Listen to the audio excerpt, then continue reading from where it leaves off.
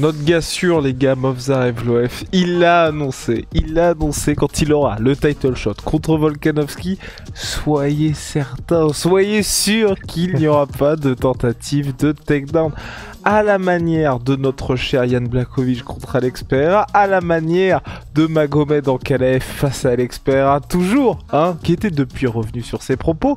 Voilà, c'est une tentative de se dire, bon, on va pas me filer le combat, donc je vais tenter un petit peu d'esbrouf, on va voir ce qui va se passer. Info ou un tank, on a mené l'enquête comme d'habitude sur le terrain avec Big Rossi. Super enquête. C'est parti, génial. Avec Winamax, ton premier dépôt est doublé jusqu'à 100 € en pari gratuit. Dépôt 100 €, 100 € en pari gratuit, plus 10 € avec le code la sueur 10, 210 € pour parier. Attention, les jeux d'argent sont interdits aux mineurs. Jouer n'est pas une alternative au travail et ne permet pas de s'enrichir, donc jouez de manière responsable. Movzar Evloev qui est donc désormais 4ème à égalité avec Chiara Rodriguez. Là, il commence à sentir merde. L'UFC va me mettre une douille de l'espace. Faut que je rassure tout le monde. Donc c'est pour ça, il a activé le petit bouton no takedown. Est-ce qu'on y croit? Déjà, peut-être commencer par le verbatim. Allez, c'est parti pour la team verbatim. Eh bien, voilà, le verbatim. Je pense que si je le combats, donc là il parle de Volkanovski, puisque c'est Volkanovski qui est champion, je pense que si je le combats, je vais juste le pousser contre la cage, donc pour qu'il ne s'échappe pas de moi, pour que je l'empêche de bouger, et comme ça il sera obligé d'échanger avec moi. Et puis ensuite, il se fatiguera.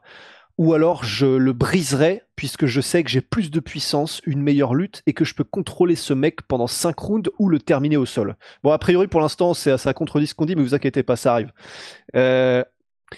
Pour le dernier combat contre Aljamain Sterling, j'étais concentré à 100% sur le striking, puisque l'UFC n'arrête pas de parler de « il faut un finish » et pas juste de la lutte. Alors j'essayais de leur montrer que j'ai aussi un bon striking, mais dans ce combat-là, j'ai pas pu le montrer, puisque mon adversaire m'a mis au sol et a essayé de faire du jiu-jitsu avec moi. Et c'est pour ça que c'est pas facile de montrer ton striking quand tu es en train de rouler au sol. Et donc là, il finit en disant « Ok, et je peux leur promettre à l'UFC que je ne vais pas mettre au sol qui que ce soit. S'ils me donnent le title shot, je n'irai pas au sol en premier. S'ils me mettent au sol, ok, j'accepterai. Mais c'est pas moi qui irai en premier et je vais juste faire du striking. Alors nous verrons bien. » Alors déjà, premièrement, ce qui est intéressant, c'est que après, bon, normal, il va pas non plus dire si on me met au sol, je refuserai d'aller au sol, je me relèverai, ce serait idiot. Mais c'est intéressant, tu sais, c'est un peu comme les Romains à l'époque qui disaient qu'ils faisaient que des guerres défensives. Bon, ça n'empêche que la guerre défensive, au final, c'est que t'as conquis la moitié de l'Europe et puis de l'Afrique du Nord. Là, c'est pareil, moi, j'irai au sol que s'il m'emmène. Voilà. Mais tu sais, il suffit que l'interprétation de Movzar de il m'emmène au sol, c'est il me touche ou met la main sur moi en clinch. Donc en fait, c'est ça qui est assez marrant, c'est que bon, c'est un peu un... S'il veut Movzar, il peut la jouer en mode langage d'avocat. Après, bon, en soi, je trouve ça un peu triste que Movzar Evloev se sente obligé d'en arriver à ses extrémités pour obtenir son title shot, mais d'un autre côté, je vais pas non plus faire l'hypocrite. C'est clair que s'il fait pas ça, de toute façon... l'UFC sera prêt à tout, même à faire tous les 15 premiers du classement avant de lui filer. Donc en fait, oui, peut-être c'est triste, mais d'un autre côté, c'est tout ce qui lui reste. Et dernier point, pour moi, ce sera, il y a juste le moment où il dit ouais, l'UFC arrête pas de dire qu'il faut des finishes, donc je vais faire du striking. Il pourrait aussi faire du striking, essayer des finishes au sol, hein, c'est-à-dire balancer du gros ground and pound de l'enfer, être plus opportuniste pour les soumissions. C'est pas obligé que ce soit que en striking où il va vers la finition non plus. Hein. Exactement, mauvaise grille de lecture, Movzar, mauvaise grille de lecture. Quand on pense à Khabib Nurmagomedov et Khamzat Chimaev, ils ne sont pas connus pour leur striking, pourtant ce sont devenus des superstars parce que les mecs sont hyper agressifs. On rappelle les stats de Movzar Evloev, invaincu en carrière, invaincu à l'UFC, mais 100% de décision. Let's go. Donc le problème, c'est pas du tout une question de striking ou de sol, c'est juste que gars, faut être un petit peu plus agressif. C'est surtout ça qu'on peut lui reprocher, qui fait que même un gars comme Diego Lopez, qui l'avait pourtant battu, lui est passé devant dans le title shot. Et là, moi aussi, ce que je trouve dommage, j'ai envie de dire, je blâme Movzar pour ça. Il se prend un blâme. Allez hop. petit blâme pour toi, Movzar. On est sur du MMA, les gars. On est sur du MMA. Donc le MMA, c'est sol, c'est tout. C'est ce qui fait qu'on adore ce sport-là. Donc sinon, tu vas en kickboxing ou tu vas en boxe anglaise ou tu fais du Muay Thai. Mais là, faut aussi jouer sur tes forces. Et je veux dire, un mec comme Volkanovski qui fait aussi qu'on l'apprécie, c'est quand il est face à Yair Rodriguez, c'est qu'il lui met un ground and pound des enfers. Et pourtant, ce combat-là, la finalisation, l'attitude de Volkanovski après, tout le monde était, bah oui, c'est incroyable. Et évidemment que tu vas aller au sol contre Yair Rodriguez parce que si tu veux gagner contre lui, t'es obligé de faire ça. Et si Movzar vient affronter Yair Rodriguez ou quelqu'un d'autre, bah tu vas être obligé de jouer aussi avec tes forces. Donc c'est ça qui m'agace un peu de même manière avec si t'es passé pour Ankalev, c'est que j'ai l'impression que les gars ont du mal à... Enfin, ils font trop un raccourci entre eux, les gens n'aiment pas le sol, donc il faut que je reste debout. Alors qu'en soi, non, on veut juste de l'agressivité et des gars qui vont chercher le finish. Bah voilà, là c'est difficile d'en rajouter quoi que ce soit parce que je suis complètement d'accord. Mais et en fait, là où ça me fait presque sourire, tu vois, ça me fait rire cette histoire. Mais c'est que paradoxalement, le seul moment où j'avais envie de voir Movzar faire du Movzar, bah, c'était maintenant contre Volkanovski pour voir si Volkanovski arrive à l'arrêter en fait.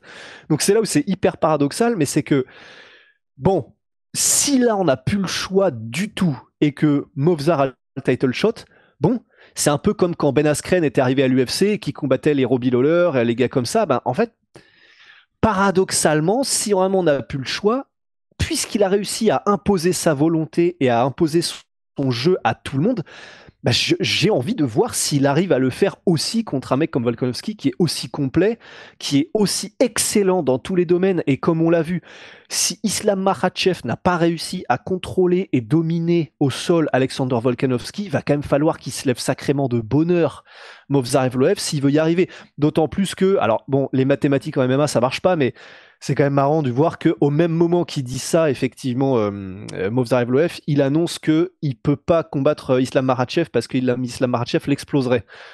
Bon, je sais que ça marche pas les mathématiques comme ça, mais c'est marrant de dire qu'Islam Makhachev t'exploserait. Il n'a pas réussi à exploser Volkanovski, non seulement ça, mais il n'a pas réussi à faire ce qu'il fait contre les autres combattants. Ça voudrait donc dire que Volkanovski résisterait sans problème à Movzar Evloev si on suit sa propre logique. Donc bon... C'est pour ça que c'est dommage, c'est que je suis d'accord avec toi sur le fait que il y a une mauvaise interprétation de ce que veulent les gens. C'est pas ce que veulent les gens, c'est pas du striking, c'est juste aller vers une finalisation, au moins l'essayer et pas faire du. Je suis désolé, maintenant il va prendre, mais parce que c'est comme ça que c'est lui qui est responsable de sa propre chute. Finet, Torres Finet, comment il s'appelle déjà? Oui, c'est ça, Finet, ouais. Kraft. Ouais, le gars qui est passé par les Contender Series, mais vous voyez le mec qui est un cube.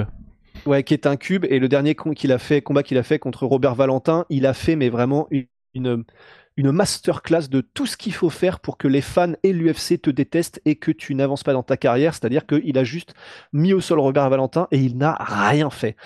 Donc en fait, je trouve aussi mauvaise grille de lecture de Movzar, et surtout que maintenant, pile le moment où il faudrait justement qu'il fasse ce qu'il fait de mieux pour qu'on voit si le meilleur du monde arrive à l'arrêter, eh ben il décide non, je vais faire que du striking et puis machin.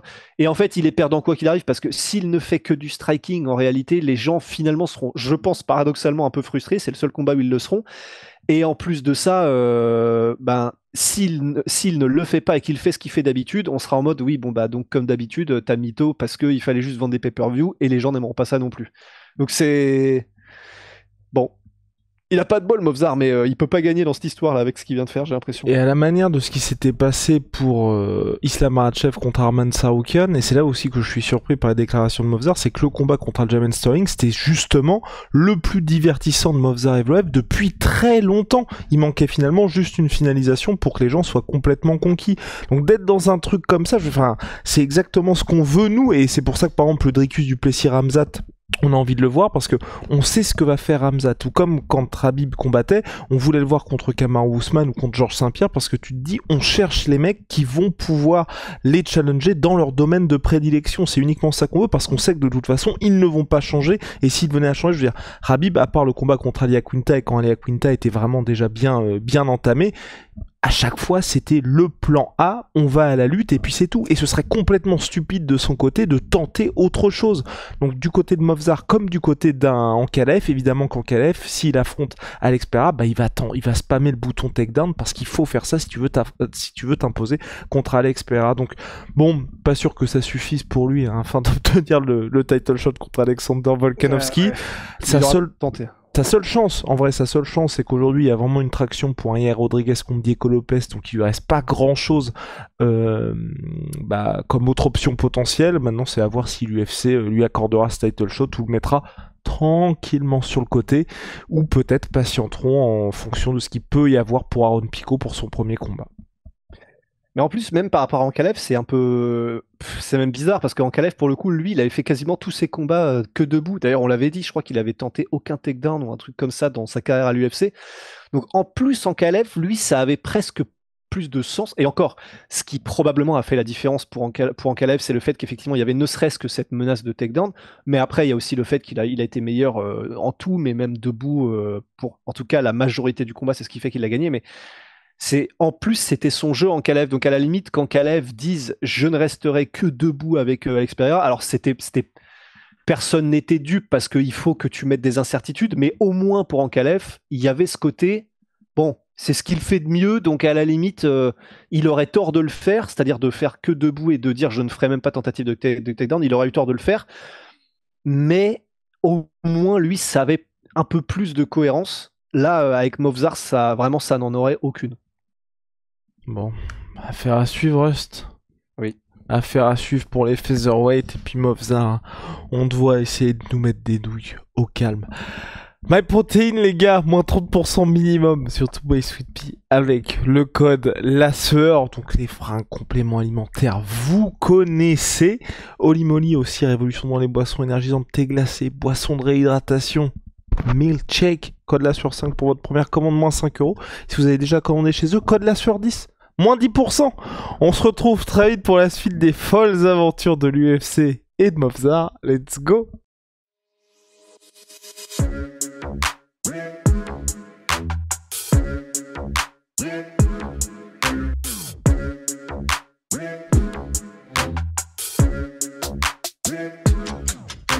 I'm fucking coming for you!